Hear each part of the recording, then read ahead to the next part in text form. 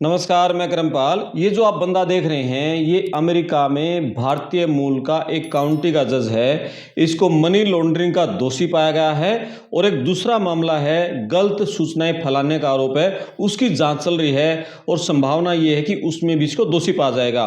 तो इस पूरी खबर के बारे में विस्तार से बातचीत करेंगे। दरअसल ये जो बंदा है, इसका नाम है केपी जॉर्ज।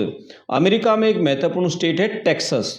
टेक्सास की एक इम्पोर्टेंट एडमिनिस्ट्रेटिव रूप से एक इम्पोर्टेंट काउंटी है फोर्ट बेंड काउंटी, उसके जज हैं ये, या ये भी कह सकते हैं फोर्ट बेंड काउंटी की जो कमिश्नरी कोर्ट है उसके हेड हैं, उसके मुखिया हैं। सबसे पहले मैं काउंटी समझाऊं आपको। इंडिया में जैसे किसी स्टेट को प्रशासनिक रूप से जिलों में बांटा हुआ होता है, इसी तरीके से जो अमेरिका में जो स्टेट होती है, स्टेट को जैसे जिलों में बांटा होता है, उन जिलों को काउंटी कहते हैं। यानी इंडिया में जो जिला, अमेरिका में उस जिले को बोलेंगे काउंटी।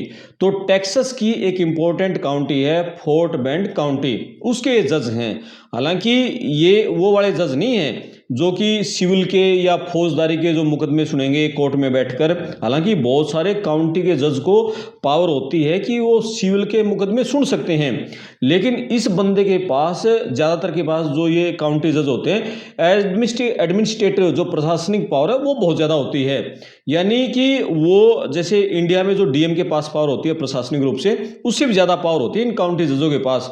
अरबों डॉलर का जो बजट पास करना होता है वो इनको करना होता है। टैक्स की दरें क्या होंगी वो सारे इनके हाथ में होती है। आपके काउंटी में जो भी पुल बनने हैं, सड़क बननी है, पार्कों का निर्माण है, प्रशासनिक रूप से जो जिम्मेदारी है, पुलिस विभाग का जो बजट है, सार्वजनिक स्वास्थ्य सेवाओं की जो देखरेख करने वाला बजट है, कोर्ट की मैनेजमेंट है, कोर्ट का प्रबंधन है, वो सारी की जिम्मेदारी है वो काउंटी जज के पास होती है और बहुत ही महत्वपूर्ण पावरफुल ये पद होता है। कमिश्नरी कोर्ट इनकी लगती है और उसके ये हेड हैं। तो इस बंदे पर आरोप ये हैं, दो आरोप हैं। पहला आरोप जिसमें मनी लॉन्ड्रिंग का इसको दोषी पाया गया है, 2018 में इन्होंने काउंटी के जज का चुनाव लड़ा। दरअसल ये 4 साल का काउंटी के जज का चुनाव होता है, इसका इलेक्शन होता है। ये 2018 के चुनाव में डेमोक्रेट पार्टी से उम्मीदवार थे और इनके खिलाफ थे जो रिपब्लिकन पार्टी से बहुत ही बड़े नेता थे उस इलाके के, और उनका नाम था रॉबर्ट हेबरमैन।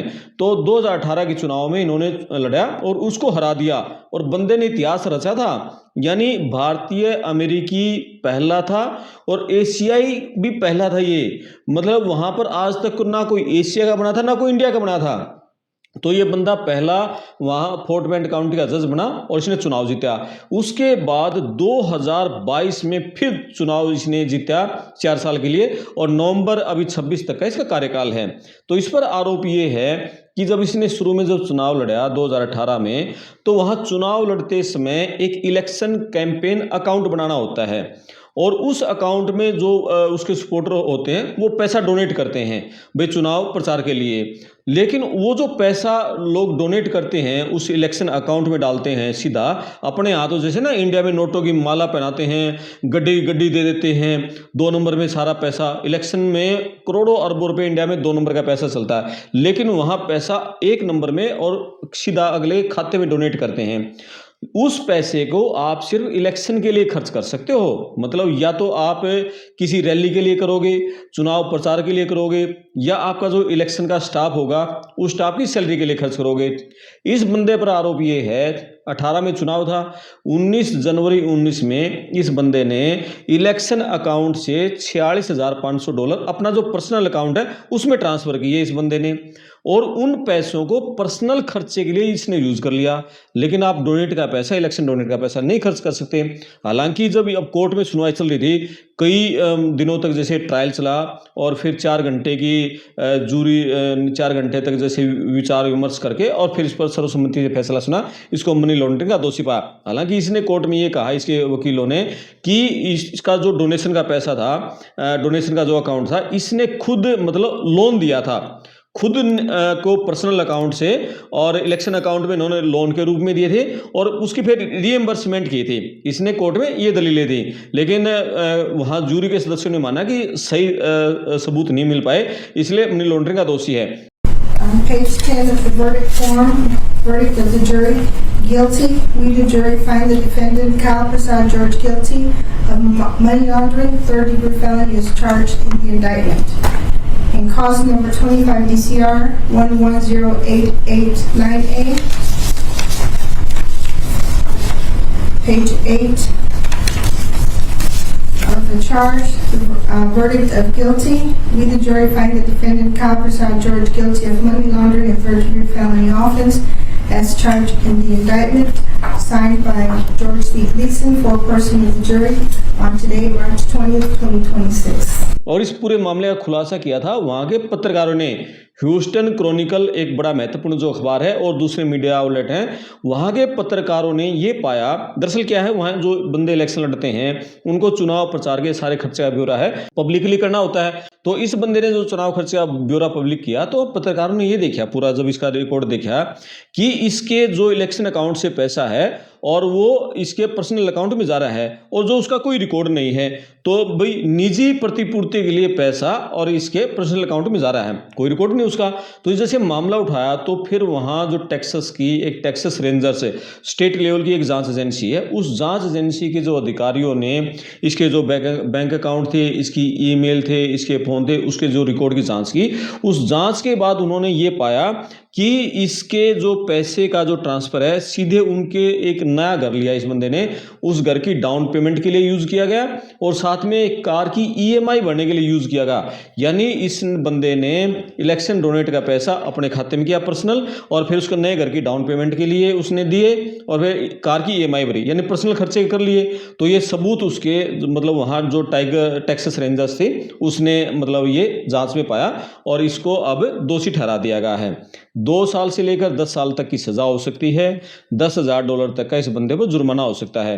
कोर्ट में जब ये इसके खिलाफ जब जजों ने ये फैसला सुनाया, भाई इसको दोषी पाया गया, तो ये कुछ नहीं बोला। आप जैसे तस्वीर में बंदा देख रहे हैं, बिल्कुल चुपचाप खड़ा रहा और फैसला सुनाने के बाद जो पुलिस वाले थे, पुलिस वाले ने इसके हाथ पीछे करवाए, हथकड़ी लगाई और इसको कोर्ट रूम से बाहर ले गए। हालांकि बाद में इसको $20,000 पर इसको जमानत दे दी और जमानत के बाद अब ये है वहाँ के जो नियमों के अनुसार, जैसे अब इसको दोषी तो ठहरा दिया, इसको पद से हटा भी सकते हैं, लेकिन क्या है कि अब अभी तो दोषी ठहरा है, जो कोर्ट फैसला सुनाएगी भी कितने साल की सज़ा होनी है और क्या जुर्माना लगेगा, वो मतलब फैसला सुनाएगी 16 जून को। तो 16 जून को फैसला सुनाएगी, उसके बाद ये केस बंद होगा। तब तक 16 जून तक ये केस की अपील भी नहीं कर सकता। हालांकि $20,000 दे के जमानत तो मिल गई आपको, और ये मतलब कानूनन रूप से तब तक जब तक ये कोर्ट सजा नहीं सुनाती, ये अपने ऑफिस में भी आ सकता है, काम भी कर सकता है कानून के हिसाब से। लेकिन अब वो कोर्ट जब 16 जून को फैसला सुना देगी, उसके बाद ही फिर ये अपील कर सकता है उसके खिलाफ, उसके बाद ही सब कुछ होगा, लेकिन तब तक ये दोषी है। Now, George was silent when the verdict was read. He did not have any emotion on his face, and shortly after, he was placed in handcuffs and escorted out of the courtroom by Fort Bend County deputies. Now, KP George was facing 2 felony counts of money laundering. Prosecutors argued George improperly used more than $46,000 from his campaign account, allegedly including a down payment on a home. Now, campaign finances are required to be tracked and reported to the state, and with this guilty verdict, George now faces serious consequences. Under Texas law, a felony conviction could force him to step down or be removed from office. We asked prosecutors what will happen next for the county judge. अब इस मामले में इसको 3rd degree के अपराध का दोषी पाया गया है। तो ये मतलब इसने जो पूरा मनी लॉन्ड्रिंग का था, और 16 दिन को जब सजा सुनाएगी तब देखेंगे इसको कितनी सजा होनी है। दूसरा मामला क्या है, 2022 में जब इसने चुनाव लड़ा तो इसके ऊपर ये आरोप है, मतलब इसने मतलब खुद फर्जी सोशल मीडिया प्रोफाइल बनवाए और प्रोफाइल बनवा के अपने ही स्टाफ के सदस्यों से खुद के खिलाफ नस्लवादी टिप्पणियों की पोस्ट वायरल करवाई। मतलब इसके जो ऑफिस का स्टाफ था, उन्होंने इसी के खिलाफ पोस्टें डाली और वायरल की। इसके ऊपर ये आरोप है, और ये इसने खुद करवाई।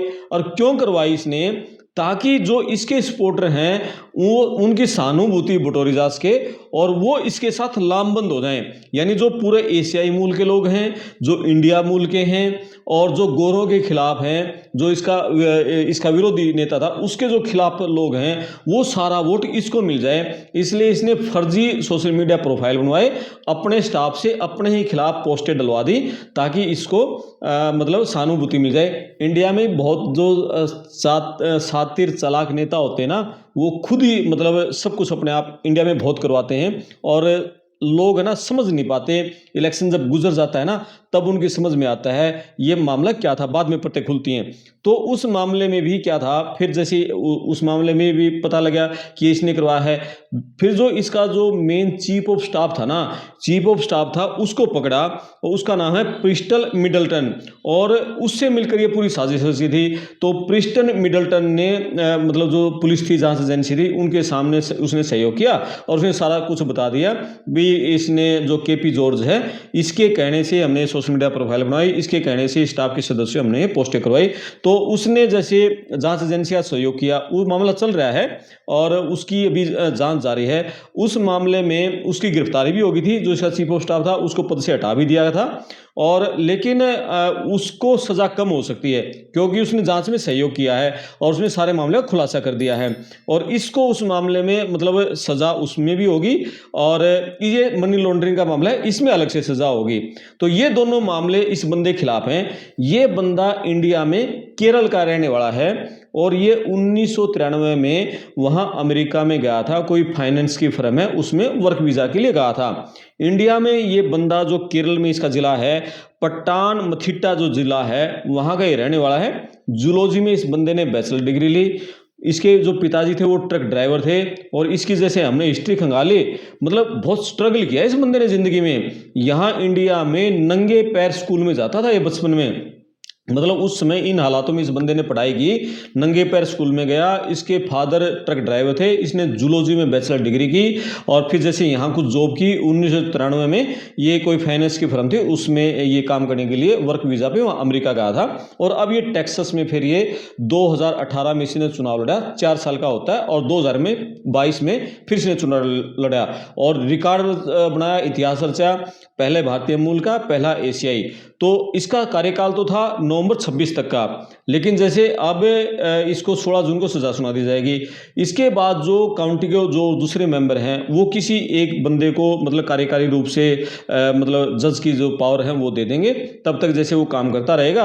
और नवंबर में जब फिर अगले इलेक्शन होने हैं और उसमें फिर जो नया काउंटी का जज है वो बनेगा, और उसके लिए जो प्राइमरी एक इलेक्शन होता है भी, कैंडिडेट कौन कौन होंगे, वो प्राइमरी इलेक्शन अभी मार्च में हुआ है, और उस प्राइमरी इलेक्शन में भी इस बंदे ने चुनाव लड़ा था। लेकिन ये 5 जो लोग थे, 500 में सबसे आखिरी स्थान पे रहा, यानी हार गया, और ये दौड़ से बाहर हो गया, उसमें आगे नवंबर के चुनाव के लड़ने से पहले ही हार गया। तो ये सारा केपी जॉर्ज की कहानी है, कैली प्रसाद जॉर्ज की, इंडिया के केरल का रहने वाला, और इसने वहां जाकर कैसे कैसे किया है।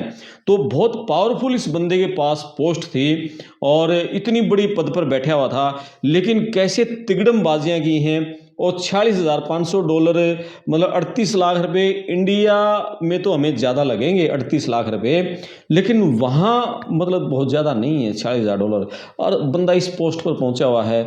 और फिर इसने जो ये फर्जी सोशल मीडिया प्रोफाइल बनवा के अपने खिलाफ जो पोस्टें करवाई, दोनों मामलों में फंस गया। अब आप देखो किस तरीके से इसको जो हथकड़ियाँ लगी हैं, और चुपचाप खड़ा रहा, कुछ नहीं बोला, बिल्कुल साइलेंट, और अपना सीधा लग के सीधा बाहर गया। फिर बाद में जैसे इसको जो वकील थे, वकीलों ने जमानत राशि भरी और उसकी जमानत पर बाहर निकल गया, और जब तक 16 जून तक ये दफ्तर में आ भी सकता है। हालांकि कानून के हिसाब से इसको पद से हटाया जा सकता है, लेकिन अभी पद से इसको हटाया नहीं गया है। तो ये सारी इसकी कहानी थी। आप इस स्टोरी पर मतलब अपने कमेंट्स करें, वीडियो को शेयर करें, चैनल को सब्सक्राइब करें। मैं आपका दोस्त करमपाल, धन्यवाद।